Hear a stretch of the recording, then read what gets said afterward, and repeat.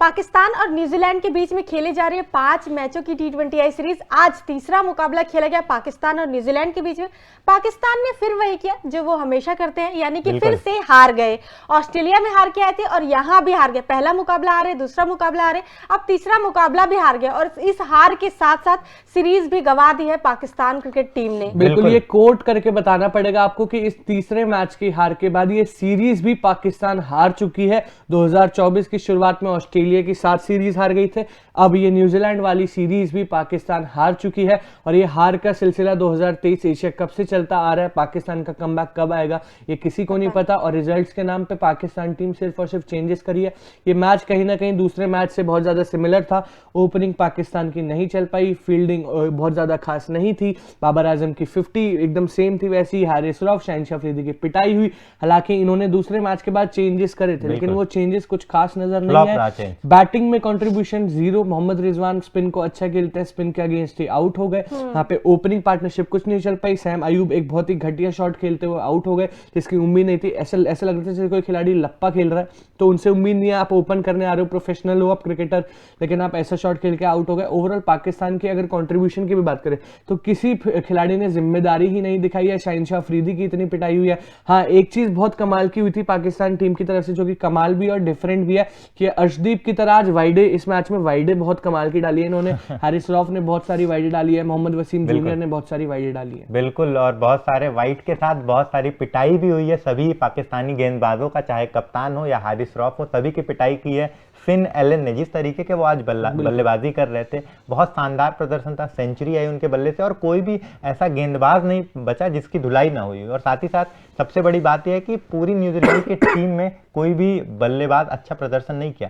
अकेले आधे से ज्यादा रन बनाया एलन ने और साथ ही साथ बहुत अच्छा परफॉर्मेंस था। लेकिन अगर पाकिस्तान की ओर नजर डालें तो बार बार हाफ सेंचुरी तो बना रहे हैं बाबर आजम, लेकिन उस तरीके का कंट्रीब्यूशन नहीं टीम को मिल रहा है कि कोई अकेला खिलाड़ी या तो बल्लेबाज या तो गेंदबाज ऐसा कंट्रीब्यूशन दे जैसा एलन ने दिया और अकेले टीम को जिताने के लिए काबिल हो। बिल्कुल, जैसे कि आपने फिन एलन की बात कही, बहुत ही काबिले तारीफ पारी खेली है और सिर्फ इस मैच में नहीं, अगर आप इनके पिछले 2 मैच भी देखें तो बहुत अच्छा रहा, कंसिस्टेंसी के साथ रन बनाए। पाकिस्तान के खिलाफ बहुत अच्छा कमबैक किया है पे फिन एलन ने। एक बार जरा हम न्यूजीलैंड की स्कोर कार्ड अगर हम देखें तो आपको पता चलेगा कि सबने कैसे कैसे रन बनाए। फिन एलन की बात करें तो 62 गेंदों में 137 रनों की शानदार पारी खेली है। डेविन कॉनवे ने 7 रन बनाए हैं, टिम शेफर्ड ने 31 रन बनाए हैं, डेरिल मिचेल ने 8 रन बनाए हैं, ग्लेन फिलिप्स 19 रन बनाए हैं, मार्क चैपमैन ने 1 रन बनाया है, Mitchell Santner 4 run, Matt Henry 1 run not out और इस सोधी ने बनाया है 3 रन नॉट आउट। और यहाँ पे कंट्रीब्यूशन बैट्समैन का ओवरऑल बैटिंग बहुत खराब लगेगी। हाँ। लेकिन 224 के टोटल तक कैसे पहुंच गई? उस पिच का हाईएस्ट स्कोर न्यूजीलैंड ने कैसे बना दिया? इकलौते फिन एलन की वजह से बना दिया। सेफर्ड की भी पारी अगर आप स्ट्राइक रेट देखें, 23 बॉल पे 31 रन बनाना T20I के मुकाबले में बहुत बड़ी बात नहीं है, लेकिन उनकी पारी अब खास क्यों जाती है? क्योंकि फिन एलन के साथ खड़े रहे। जब एक बल्लेबाज आपको पता है कि वो चल रहा है और वो पिटाई कर रहा है तो आपका काम वहां पे क्या है? सिर्फ और सिर्फ स्ट्राइक रोटेट करना है। वो उन्होंने करा, इसलिए 31 रन तक खुद भी पहुंच गए। डेविन कॉनवे फेलियर, 2 मैचेस से भी कुछ खास प्रदर्शन नहीं दिखा रहे डेविन कॉनवे। डेरिल मिचेल भी नहीं चले। इनफैक्ट आज डेरिल मिचेल तो बहुत अच्छे बल्लेबाज है, पिछले में भी नहीं चले थे, इसमें भी नहीं चले। ग्लेन फिलिप्स भी आज वो क्लोजिंग नहीं दे पाए एंड ओवरऑल लोअर ऑर्डर तो फिर आप क्या ही एक्सपेक्टेशन करेंगे? चैपमैन से एक्सपेक्टेड था, सैंटनर से एक्सपेक्टेड था, लेकिन कुछ खास प्रदर्शन नहीं।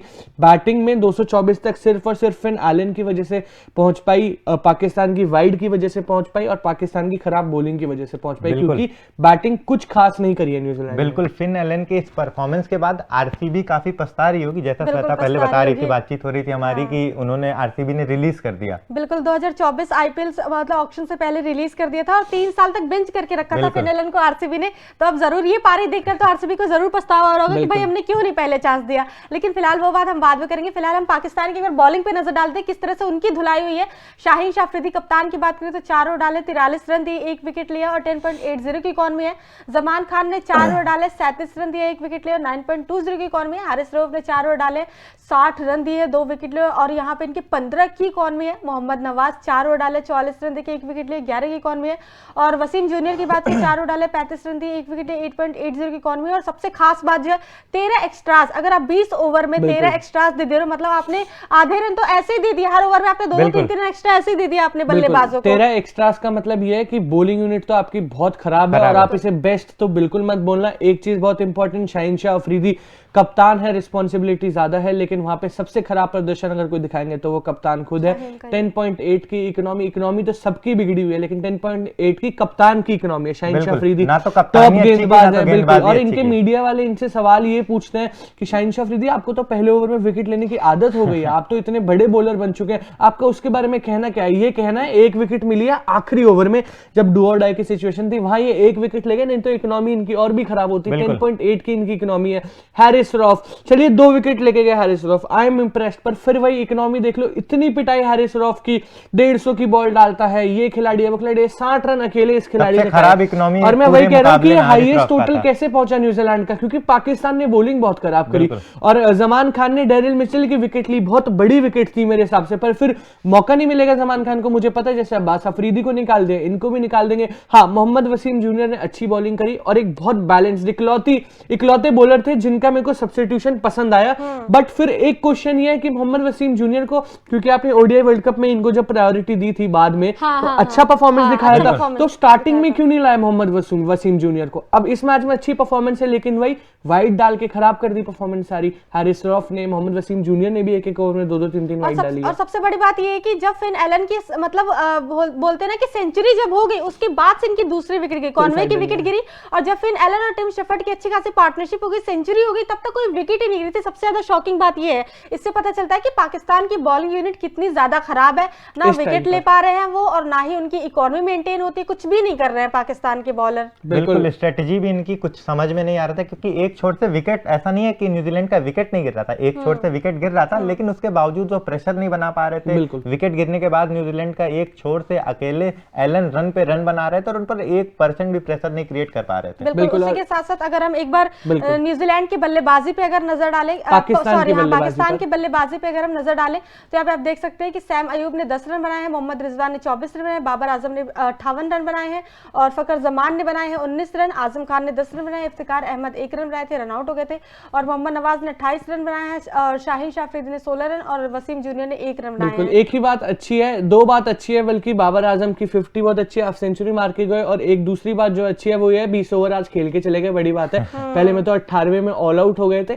सैम अयूब, मोहम्मद रिजवान, वही कि मैं कह रहा था कि आपने सब्स्टिट्यूशंस तो कर दिए, बॉलिंग में सब्स्टिट्यूशन कर दिए, लेकिन ओपनिंग जो फेल हो रही है उसमें कोई सब्स्टिट्यूशन नहीं करे और अब भी नहीं करेंगे। सैम अयूब को मौका दिया, बहुत घटिया शॉट उन्होंने खेला जिस पर वो आउट हुए। मोहम्मद रिजवान स्पिन को अच्छा खेल रहे थे, अच्छे नजर आ रहे थे, लेकिन फिर स्पिन के अगेंस्ट आउट हो गए। बाबर आजम मैं बुरा फील कर रहा हूं उनके लिए, क्योंकि सेलिब्रेट नहीं कर पा रहे अपनी हाफ सेंचुरी। ऑब्वियसली क्रिटिसिज्म इतना फेस करा है, लेकिन अब बाबर आजम ने मुंह तोड़ जवाब तो दिया है सभी फैंस को, और जो लोग इनकी फॉर्म पे सवाल उठा रहे थे, फकर जमान नहीं चल पाया, आजम खान, मतलब फिर वही कोई कंट्रीब्यूशन नहीं है। नीचे से नवाज ने फिर भी ठीक ठाक बैटिंग दिखाई थी। शाहीन शाह अफरीदी तो 16 रन मार के गए नॉट आउट, इनकी भी बहुत कमाल की बल्लेबाजी, लेकिन आप तो स्पेशलिस्ट बॉलर हो अपने टीम में, आप तो कैप्टन हो, बॉलिंग में आप कुछ कर नहीं पा रहे, यहाँ 16 रन मार के चले गए। तो ओवरऑल पाकिस्तान की बैटिंग भी कुछ अच्छी नहीं थी। हाँ, बाबर आजम, बहुत गुड न्यूज है कि बाबर आजम की फॉर्म वापस आ चुकी है, लेकिन कुछ बहुत अच्छा था तो वो है न्यूजीलैंड की बॉलिंग। आज न्यूजीलैंड की बॉलिंग में हर कोई विकेट लेके गया, और ये सबसे बड़ी ब्यूटी है। और इकोनॉमी इतनी बढ़िया, एक बॉलर की इकोनॉमी खराब है, मैट हेनरी,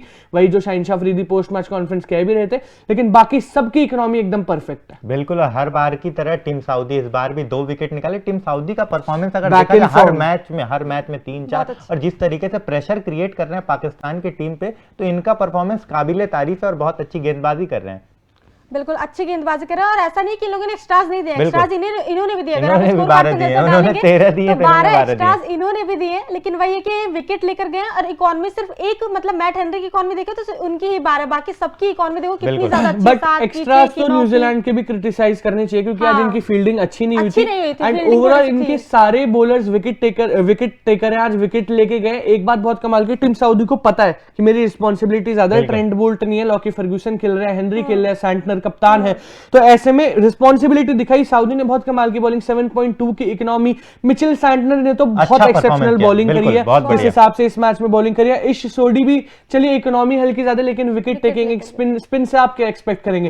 ओवरऑल बॉलिंग बहुत कमाल की। लॉकी फर्ग्यूसन बहुत कमाल की बॉलिंग। हाँ, मैट हेनरी हल्के महंगे रहे, लेकिन एक विकेट वो भी लेके गए, फील्डिंग भी काबिले तारीफ। बिल्कुल, और वही बात होती है कि आपको कवर करना पड़ता है। एक बॉलर अच्छी बॉलिंग कर रहा है, एक बॉलर खराब कर रहा है, जो खराब कर रहा है वो बैलेंस करना पड़ता है। तो वही मैट हेनरी ही बेकार कर रहे थे, थोड़ी इकोनॉमी ज्यादा पिटाई खा रहे थे, बाकी सबने बैलेंस दिखाया। हाँ, न्यूजीलैंड की बैटिंग आज कुछ खास नहीं थी, फिनालन की वजह से, पाकिस्तान की घटिया बॉलिंग की वजह से पहुंच गए, और यहाँ पे भी इनकी भी बॉलिंग कुछ खास नहीं थी, लेकिन वही बैलेंस नजर आया इनकी बॉलिंग। हाँ बिल्कुल, बेशक बॉलिंग इनकी अच्छी हुई है, हर एक गेंदबाज ने अपना काम किया, 1 विकेट 2 विकेट निकाला है, तो अच्छा परफॉर्मेंस था गेंदबाजी की ओर से। और जिस तरीके से कप्तान सेंटनर फॉर्म में थे, गेंदबाजी भी अच्छी की, और उनकी फील्डिंग बहुत काबिले तारीफ थी, जिस तरीके से उन्होंने रन आउट किया, बहुत अच्छी गेंदबाजी कर रहे थे वो, फील्डिंग भी अच्छी कर रहे थे। और जिस केन विलियमसन के जाने के बाद उनको कप्तानी मिली, और कप्तानी बहुत अच्छे तरीके से उन्होंने उस जिम्मेदारी को निभाया, वो जिम्मेदारी कहीं ना कहीं शाहीन शाह अफरीदी नहीं निभा पा रहे। बाकी ये थी आज की मतलब पूरे मैच की जो था वो प्रीव्यू हमने आपको बता दिया। 45 रनों से शिकस्त का सामना करना पड़ा है पाकिस्तान क्रिकेट टीम को।